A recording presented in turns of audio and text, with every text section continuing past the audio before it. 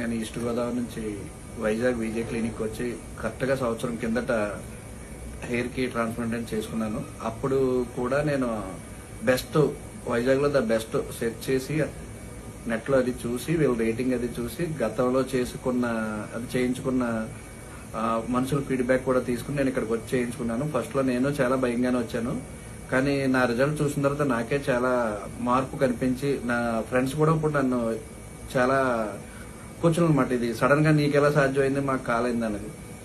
నేను ఎవరికి చెప్పినా నమ్మలేనంతగా మారింది ప్రజెంట్ నా హెయిర్. నేను ఇంకా కూడా డెవలప్ చేసుకోవడానికి మళ్ళీ 1 year తర్వాత ఇక్కడికి వచ్చాను.